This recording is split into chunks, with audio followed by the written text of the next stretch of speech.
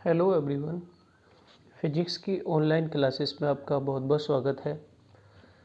देखिए, हम क्लास 12 के लिए जो यूनिट स्टार्ट करने वाले हैं बहुत ही इम्पोर्टेंट है।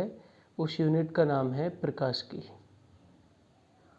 और इस प्रकाश की में हम करते क्या है, पूरे प्रकाश के बारे में अध्ययन करते हैं, प्रकाशिक घटनाओं के बारे में अध्ययन करते हैं।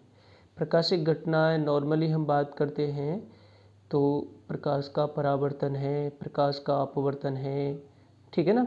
तो देखिए, हम प्रकाश की में भी इस यूनिट में सबसे पहले जो पढ़ेंगे वो किरण प्रकाश के बारे में अध्ययन करेंगे। देखिए, अब इसमें मैं आपको एक चीज़ बता दूं, जैसे आपका प्रकाशिक घटना है जैसे प्रकाश का परावर्तन। हालांकि देखिए, अभी मैं आपको बताऊंगा कि प्रकाश क्या है थोड़ा सा, और इसको हमने कितनी तरीके से प्रकाश की प्रकृति में कैसे पढ़ते हैं वो थोड़ा सा मैं अभी जस्ट बताऊंगा। तो हम देखो, जैसे मैं बताता हूँ, सिलेबस में से आपका जो कट होने वाला है इस बार जो 2021 की जो एग्ज़ाम है, बोर्ड एग्ज़ाम, उसमें प्रकाश का जो परावर्तन है वो टॉपिक इस बार सम्मिलित नहीं किया गया, उसको हटा दिया गया है। मतलब हालांकि मैं तो ये कहूँगा इसकी नॉलेज आपको बिल्कुल होनी चाहिए, क्योंकि ये बहुत इम्पोर्टेंट टॉपिक है। हमारी जितने भी आने वाले कंपटीशन हैं उनमें ये पक्का आने वाला है और बहुत यूजफुल टॉपिक है। तो देखिए, हम इसके बारे में यहाँ पर स्टडी नहीं करेंगे, यहाँ पर हम बोर्ड टॉपिक हैं उनके बारे में पूरा नोट्स बनाएंगे, लेकिन थोड़ा सा डिस्कस कर देता हूँ। जैसे प्रकाश का परावर्तन क्या होता है ना, प्रकाश का अपवर्तन क्या होता है, ठीक है। प्रकाश के अपवर्तन से हमारा आज टॉपिक स्टार्ट होने वाला है और प्रकाश के अपवर्तन से ही हमारे बोर्ड एग्जाम में आने वाला है, ठीक है ना। तो यहाँ पर प्रकाश का अपवर्तन है, प्रकाश का विवर्तन पढ़ेंगे, प्रकाश का व्यतिकरण पढ़ेंगे, तो ये सब प्रकाश की घटना है। तो सबसे पहले मैं आपको एक चीज़ बता दूं कि प्रकाश एक्चुअली में है क्या, लाइट। देखिए, वैसे तो यूँ देखा जाए नॉर्मली हम कहते हैं कि प्रकाश वैसे तो नॉर्मली हमें दिखाई नहीं देता है, प्रकाशिक घटनाएं हमें दिखाई देती हैं कि जैसे सूर्य का प्रकाश है किसी सतह पर आपतित होता है तब वो हमें दिखाई देता है। और एक सबसे बहुत इम्पोर्टेंट टॉपिक है जिसके कारण हम आज चारों तरफ देख पा रहे हैं, प्रकाश का प्रकीर्णन। हालांकि इस बार वो भी इस बोर्ड में सम्मिलित नहीं किया गया है, लेकिन है बड़ा इंटरेस्टेड टॉपिक और ये बहुत ही इम्पोर्टेंट है। प्रकाश का प्रकीर्णन क्या होता है, चलो मैं बता दूं। जैसे प्रकाश होता है ना, प्रकाश माध्यम के कण की बात करी जाए, धूल हैं वायु के कण हैं और भी बहुत सारे कण हैं, जैसे कभी कभी ड्यू ओस की बूंदें भी रह जाती हैं रात को। तो ये सभी प्रकाश की किरणों को या प्रकाश को अवशोषित कर लेते हैं और अवशोषित करने के बाद में ये सभी दिशाओं में फिर वापस बिखेर देते हैं, जिसे प्रकाश का प्रकीर्णन कहते हैं। तभी हम देख पाते हैं इसके कारण, ठीक है। चलो, यहाँ तक हम प्रकाश का प्रकीर्णन डायरेक्ट नहीं कर रहे, लेकिन हम प्रकाश के बारे में बात करते हैं। तो हम मोस्टली यूँ कहेंगे कि प्रकाश एक प्रकार की ऊर्जा है, बिल्कुल है, एक प्रकार की ऊर्जा है, ऊर्जा का ही रूप है।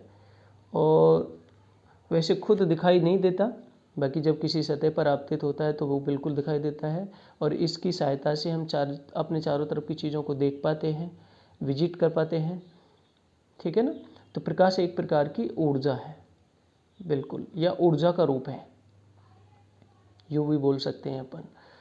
तो अब बात आती है मोस्टली कि देखिए, यहाँ पर मैं बताऊंगा कि किरण किसे कहा जाता है, प्रकाश किरण किसे कहा जाता है।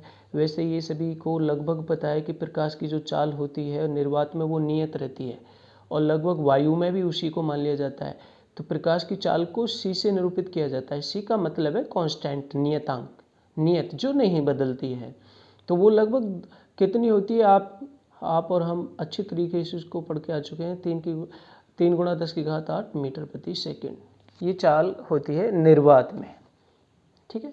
इसके बारे में हम थोड़ा इतना ही पढ़ेंगे, बहुत ज़्यादा हम इसके बारे में स्टडी नहीं करते कि ये चाल कैसे निकाली गई, वो तो एक चीज़ अलग हो गई। तो अब हम बात करते हैं कि प्रकाश की प्रकृति क्या होती है। नॉर्मली प्रकाश की प्रकृति के बारे में अध्ययन किया जाए, यानी कि नेचर ऑफ लाइट, तो हमने उसको 2 तरीके से अध्ययन किया है। और वो है नंबर 1 कि प्रकाश की कण प्रकृति।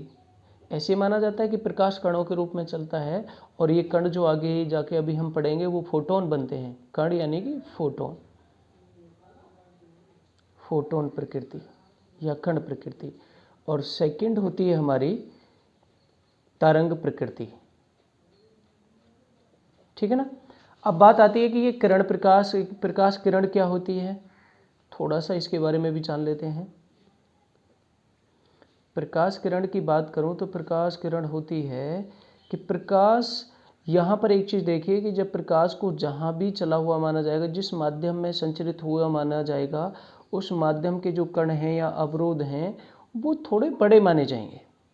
उन यानी कि जो प्रतिबाधा होती है प्रकाश के मार्ग में, जो रुकावट होती है, वो उसको थोड़ा सा बड़ा माना जाएगा।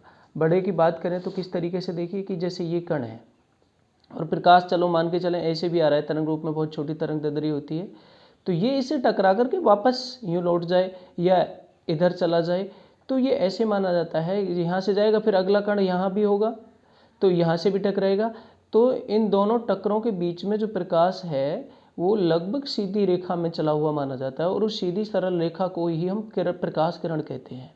तो सीधी सी बात ये निकल के आती है, देखिए एक बहुत अच्छी इंपॉर्टेंट चीज़ बात बता रहा हूँ मैं कि किरण प्रकाश की में जब हम अध्ययन करते हैं प्रकाश के बारे में, तो वहाँ पर प्रतिबाधा का मतलब प्रतिरोध, रुकावट, जैसे माध्यम के कण की बात करी जाए, धूल और भी हैं वायु के कण, इनको बड़ा माना जाएगा। प्रकाश की कणी प्रकृति या तरंग प्रकृति उसके आकार की तुलना में बड़ा माना जाएगा, और बड़ा माना जाएगा तो वहाँ पर जो प्रकाश है लगभग ये मानते हैं कि टक्करों के बाद में भी या टक्करों से पहले लगभग सीधी सरल रेखा में चलता है, और इस सीधी सरल रेखा को हम प्रकाश किरण कहते हैं। तो सीधी हम कैसे लिख सकते हैं,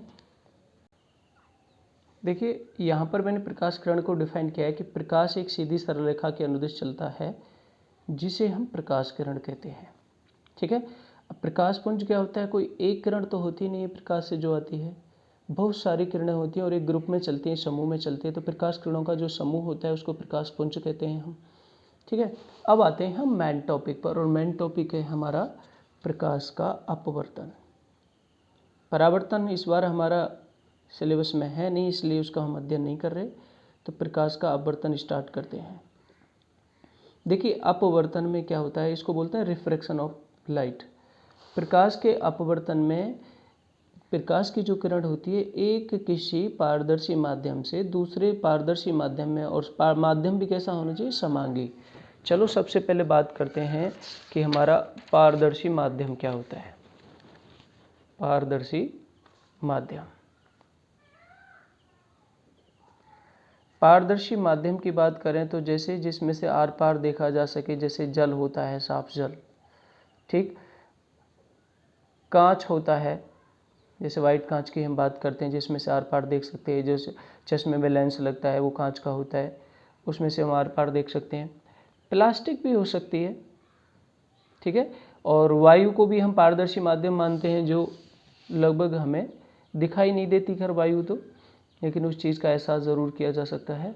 तो ऐसे माध्यम जिनमें से आर पार देखा जा सके। अब समांगी की बात करता हूँ तो समांगी क्या होगा, केमिस्ट्री में भी अब समांगी विषमांगी विलयन के बारे में जानते हैं। तो समांगी का मतलब हर जगह एक जैसा, जैसे मैं एक कांच की प्लेट की बात करता हूँ तो हर जगह वो एक जैसी रहेगी, कांच की रहेगी, और सब जगह माध्यम उसका जो घनत्व है वो एक ही प्रकार का रहेगा। अब यहाँ पे जो घनत्व की बात करी जाएगी वो साधारण घनत्व नहीं होगा, वो होगा हमारा प्रकाशिक घनत्व, क्योंकि हम किसके बारे में अध्ययन कर रहे हैं, प्रकाश के बारे में।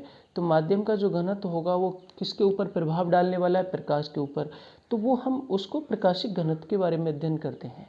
ठीक है ना। अब ये पारदर्शी माध्यम आपका हो गया, कैसा होना चाहिए, समांगी पारदर्शी माध्यम होना चाहिए। तो जब कोई प्रकाश की किरण एक समांगी पारदर्शी माध्यम से दूसरे समांगी पारदर्शी माध्यम में प्रवेश करती है तो दोनों की उभयनिष्ठ तल से वो प्रारंभिक मार्ग से मुड़ जाती है जब वो उस दूसरे माध्यम में प्रवेश करती है। और मुड़ने का कारण भी मैं आपको बताऊंगा, बहुत सरल सा कारण है, क्योंकि देखिए एक सिंपल सी बात